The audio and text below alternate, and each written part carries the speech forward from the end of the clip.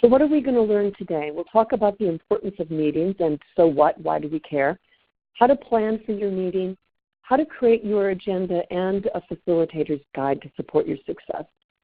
And as Lauren said before, we'll also give you much time to answer your questions. So let's find out who is here. I'd be interested. For the meetings that you attend, for the majority of the time, are you the leader or facilitator, a participant, or it's a split, 50-50? All right, everyone. I think we know the drill here. Go ahead and vote, and we'll close the poll in just a few seconds. All right. 3, 2, 1. Let's go to the results. All right. Okay, Ava, what are you seeing on your end? I'm seeing the poll. Do you want me to switch to the next slide? Let's see. I think we have leader and facilitators, about 25% of our members here. And then 75% are saying that they are both leaders and facilitators as well as participants. Okay. That's interesting. So nobody said that they were just a participant, which makes sense for the purpose of this call. And what I'm going to cover is mainly focused for you as when you're the leader or facilitator, but for those of you who are a participant in half of your meetings, you can also use this information as providing suggestions for the person that runs meetings and influencing the meeting as it's going forward. So thank you for that. Okay. Why are meetings so important? Meetings are commonplace in every organization, but most of them are underutilized at best. In most organizations, employees perceive meetings as their primary time waster. I hear so many complaints wherever I go, in any country, in any industry. However, when used correctly, meetings are a powerful mechanism for expressing ideas, gathering information, making decisions, and communicating changes. People don't often think about it, but meetings are a place where people express and observe an organization's culture, and organizations use meeting to define and perpetuate their culture. For example, is time valued or wasted? Are people's ideas encouraged and used or dismissed? Are problems addressed proactively or ignored? Is open and timely communication expected or discouraged?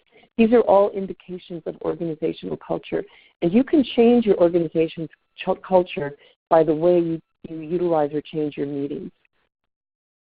Despite the ever-continued use of technology and social meetings, people need to work together, and meetings remain essential when working with people.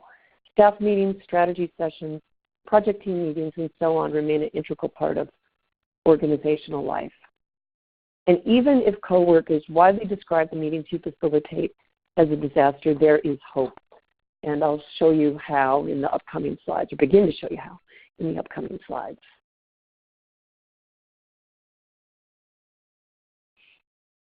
Planning for your meeting, essential. What you do before your meeting is every bit as important as what you do in them. Detailed planning is essential for consistent success. So let's see what you think. One of our last polls here. How much time do you think is required to prepare for a meeting? The planning takes more time than the actual meeting, less time, or about the same amount of time? I think I know the answer to this one. All right, everyone, go ahead and vote. Looks like the votes are coming in quickly this time. All right. 3, 2, 1. All right, and closing the poll. And no surprise here. Everyone is saying that it takes more time than the actual meeting to prepare for. Do you agree with this, Ava? Oh, absolutely. In fact, I would say if you don't have time to plan your meeting, postpone it, because you're not going to get the results that you need at all. Interesting. We have a quick question for you as well. Susan asked, what percentage of organizations deliberately use meetings to reinforce culture? I would say very few think about it overtly, but your culture is permeated through the way that you work and your meetings. If you do want to change the culture of your meetings, I would say a good place to start, the culture of your organization, a good place to start is by changing the way you run your meetings. And I've seen this over and over again with projects I've done in the past, where we can start to do things differently in the meetings we run for our project or for a strategy session, et cetera, and it starts to change what people expect. So, for example, if you hold people accountable for what they say they'll do in the meeting, and you actually have the audacity to follow up and say, okay, did you do it? Did you do what you said you'd do in the time frame that you did it? That starts to perpetuate more accountability throughout the organization. So that's one simple example. Perfect. I hope that answers your question, Susan. Thank you very much. Okay. So let's look at pre-meeting planning questions. They fall into 5 categories: foundation, specific agenda items, logistics, reporting, and evaluation. We'll take them one at a time. Foundation planning questions. What's the purpose and or goals of this meeting? It sounds pretty basic, but you'd be surprised how often a meeting's purpose, goals, and expected outcomes are not clear or agreed upon. And this lack of clarity means your meeting is going to be doomed from the start. Is the meeting the best way to accomplish these goals? You'd think that I would be saying yes, of course. But even the best run meeting can be a waste of time if it's not necessary in the first place. So keep in mind that your ultimate goal is to work for the success and best interests of the organization you serve, and meetings are not always the best answer. Who owns the meeting? The meeting facilitator is not always the owner of the meeting. The owner is often a line manager or executive who can delegate the facilitation of the meeting to a team member or outside facilitator. But regardless of who facilitates, the meeting owner needs to be in alignment by approving the agenda, processes, and participants. Who should be involved in planning this meeting? Involve key participants, especially when the meeting is very important. It creates a shared sense of ownership and will help you avoid landmines that could come up, especially if the meeting could be contentious or it's a major meeting like a strategy retreat or a important meeting where important decisions are going to be made. Think about the specific issues and agenda items to be addressed.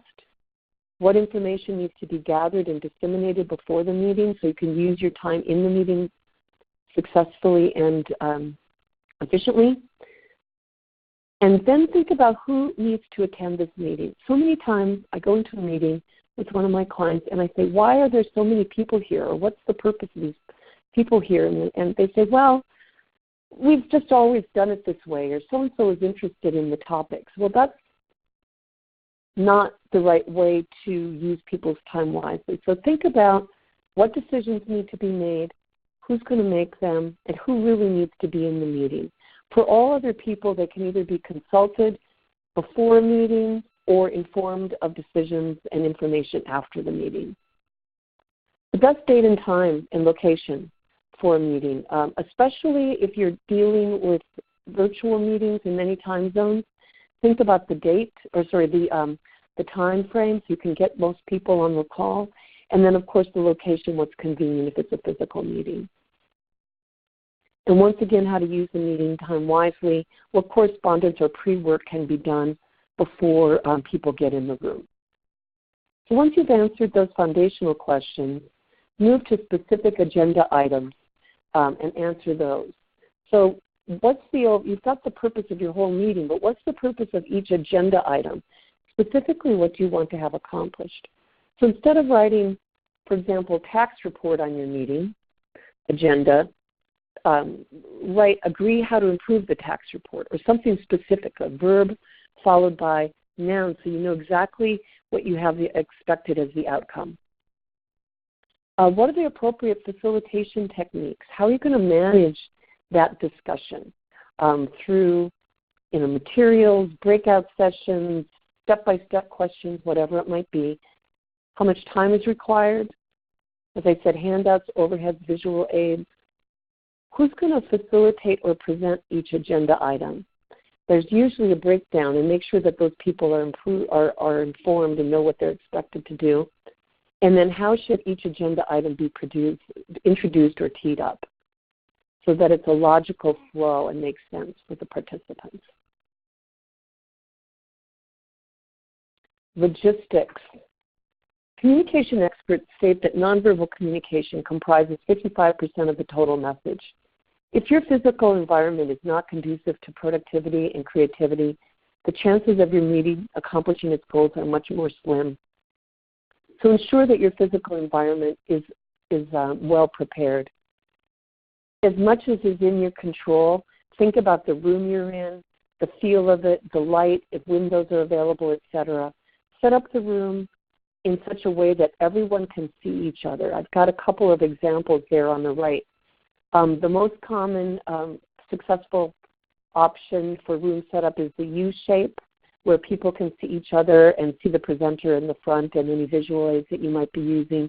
If your group is too large, you can use the herringbone or round tables. The other option to the U shape is just one big round table where people can see each other. But it's important that it feels like it's a team there to communicate and work with each other, and you can have eye contact with each other. And that's, of course, for physical meetings. Think about your charts and easels that you need. How many? Where would you put them? Refreshments, any internet access or testing, especially if you're using links with presentations, things like that. If you've got a large meeting, how to make sure that people can hear each other with microphones, etc. Thinking about car parking, accessibility for people with special needs, name tags, etc. I suggest for all of these planning questions, and this one especially, make your own checklist so you don't have to reinvent the wheel every time you've got a meeting. Some of them will be the same repetitively if you've got repetitive meetings, but other times it'll change. Reporting questions. How are you going to report out the outputs of your meeting?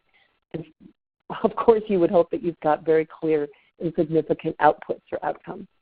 So what level of documentation is necessary? Do you need blow-by-blow minutes of the meeting, which from my perspective is rare, or is a clear list of next steps, who does what by when, and decisions taken and who was in the room appropriate enough? So think about that and agree with your meeting participants of what's the most useful for them. And then what's the best way to arrange for the meeting notes to be documented and distributed? If you use flip charts or other visuals, you can use those to either document, type up your information. Sometimes you can just take a photo of them and stick it and send it to people if it's clear enough. Other options are to have someone in the room typing minutes or decisions as you go. And then think about where you're going to put these. Do you send them out to people by email? Do you have a shared drive? Or where you're going to document and hold all this information so you go back and look at it. As I mentioned before, next steps from your meeting today should be reviewed at your meeting in the future to make sure that people are already following up. And then how are you going to evaluate the effectiveness of your meeting? Continuous improvement is essential, and you want people's feedback. So think about how are you going to evaluate the effectiveness. You can put it as an agenda item with making 2 columns, do this again, do differently the next time. You can ask for feedback as a discussion item, or simply putting Post-it notes up on a chart or a wall before people leave the room. You could do a survey afterwards, or you could ask informally. But I would, regardless of the technique, and you can mix these up from meeting to meeting, be sure that you're gathering feedback as well as thinking yourself of reflecting on the meeting, how has it gone, and what can I do better the next time. So once you've answered all those questions, and it sounds burdensome, but it becomes quite routine once you do this a lot. And as we said, the planning will pay off. You're ready to create your agenda. So finalize the order and the flow of your agenda. Review selected techniques and processes and time frames.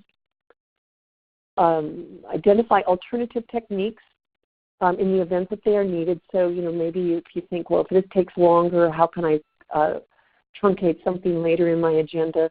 Or if somebody's not in the room, how would I move to a different agenda item, whatever it might be. Then obtain final input and approval from key participants, as we talked about before, and send it out in advance to all people, along with any pre-reads or pre-week work or information that you want them to look at so they're prepared. Okay, let's look at an example. Sam Ballard is a mid-level manager in the operations department of a manufacturing group. And he's going to call a meeting to prepare a presentation to ask for approval of an expensive piece of new equipment that they want to purchase to improve their operations. And it's the meeting, they're going to present as a team to their top management. And so this is the agenda that Sam has prepared for the meeting. So look at what he's got there in the agenda he's provided, and I'd love your feedback answering this question. What advice would you give to Sam on how to improve his agenda? I'll flip back to the agenda. So just type in your responses, and I will be, and I'll see what you have to say. Sounds great. Thanks, Ava. So I'm looking over this meeting agenda now. Mm-hmm. What would I do? Okay, and I've got some answers coming in. For sure. I was going to say for number 2, there's a 120-minute initiative on there. I'm a little nervous about that for 2 hours. Yeah, I think that's a very good point. So asking, 120 minutes to prepare a presentation, that looks scary. Other things that people are asking are describe who the audience is by role. So, so in other words, who are the people in the room by their title? That's a great. He definitely needs to take a break. Someone else is suggesting. You may not have noticed, but his meeting is on a Friday afternoon from 2 to 5, which may be either a great time since the end of the working day, or maybe it's a terrible time. And the main issue and the highest risk for Sam is that he's got 2 agenda items, no breaks, and a lot of time with no clarity on how he's going to accomplish those goals. Sue also brings up another good point. Does everyone know where conference room B is? Good point. Very good point. So depending on your audience, you need to know where that is, and certainly in large organizations, it could be very confusing what building, et cetera. I've definitely run into that where all the conference rooms have the same names on each floor, so you need to know which floor you're going to be on to make sure you're in the correct conference. That was such a headache. Yes, and then you're late and people are angry, and it's not going to start off well. Okay, so let's see given the feedback, let's see what Sam has done. So his next version of the agenda, he hasn't done added where the conference room is or the titles, but he has broken down his agenda so it's a bit more detailed. He's still got some chunks of time here that are large. He's got a 35, a 45, and a 15-minute block, but he's definitely thought it through a little bit more. It also explains to the participants a little bit more detail of what they're in the room to do for that 3-hour meeting, which is pretty long. Okay.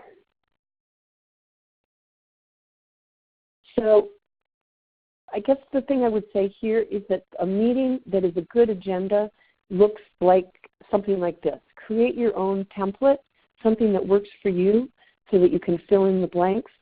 Another thing he could have done but didn't do on this agenda is to say who's going to lead these sessions. So that's another opportunity, if appropriate. Okay. From there, create a facilitator's guide, which is a detailed plan of the block and tackling of how your meeting is going to run. It includes sequencing, the materials required, the breakdown of time, and who leads things. Use it for yourself and for any others who are on your planning team. So this is not for, the facilitator's guide that I'm going to show you is not for everybody. The agenda I just showed you is. The detail here is really like your notes for making sure that you're doing things well. You can also use the facilitator's guide to reflect the lessons learned for future meetings as you want to continue to improve. So here's an example of Sam's facilitator's guide. Now this is small font, and I'll show you a blow-up of a couple of these things in a minute. But you can see that he's got a lot more detail. He's put his agenda items from his agenda in bold, and then he's written down the details of how he's going to manage each of those sessions in more specific breakdowns. So it's things that have 45 minutes are broken down into 15-minute slots, etc. So let's look at a couple of examples, a few excerpts here. So determining what data is most pertinent to the management team. He's broken it down into 3 segments. He's looking at what will it take to convince the executives to make this investment in operations, and realizing that their criteria may be different. He's also doing something very smart, which is he's thinking about what else is happening in the business that we need to consider. So in other words, are we going through cost cuts? Are we going through expansion? Do we have new product lines? Anything else that will influence the decision? And then determine how to incorporate any concerns, priorities, or criteria into the group. He's going to then take a break, which is good because he's going to have a lot of information. You might need to move some things around in the room. Or if anything has gone off wire, he's got some plan to think it through and talk to key people. Then he's going to go back and plan the presentation. He's doing this in 3 steps. One is to create the flow and story of the presentation. He's going to use large Post-it notes that he's going to put on the wall with a marker so that they can tell the storyline as they go along. And the reason for the Post-it notes is they can move things around as they decide what's the main flow of the story. Then he's going to break it down into 2 groups and split up the presentation and work on the details of it. Now he's planned in advance, and this is important, who's going to be in what groups. So he's probably thought about the personalities and styles. Maybe somebody's more strategic thinker, one's more tactical, varying roles so that he can use people's time wisely and they'll be an effective team. He's got their names written on flip charts in advance, and he's going to float between the 2 groups, making sure that it's all going to meld. Then they're going to put their information back up on the wall, walk through the story, and gain feedback. So you can see that he's gone a long way from plan the presentation for 120 minutes, and this is a subset of what he's planning to do, but the chances of him being more successful are extremely high now, far more than when he was in position before. Some more insider information. So you plan the meeting, created your agenda, you've got your facilitation guide. Setting the stage, and this means as you get into the room. Plan to arrive early to make sure everything is set up as you expect. Prepare your flip charts or any other visual aids far in advance, or maybe the night before, but in advance, so that you can take care of any last-minute needs as you walk into the meeting and be able to greet people as they arrive. This added preparation time will keep your own stress level down and allow you to be agile if there are any last-minute changes. And expect changes. I've run hundreds and hundreds of meetings, and there has never been a meeting that everything goes exactly to my plan. It's just not going to happen. The planning is critical and allows you to be more agile on your feet. Something is going to take longer than you expect or less time. Maybe a key participant is not in the room or has to leave early and you need to move things around. Whatever it might be, plan in advance. Maybe you see signs of boredom or conflict where you need to take a break and manage those offline, whatever it might be. Expect changes and be ready for plan B. But the more planning you've done, the better most effective you'll be. Continuously improve. I've been running meetings for well over 2 decades, and I'm still learning new techniques and strategies. And ask for feedback as we've talked about.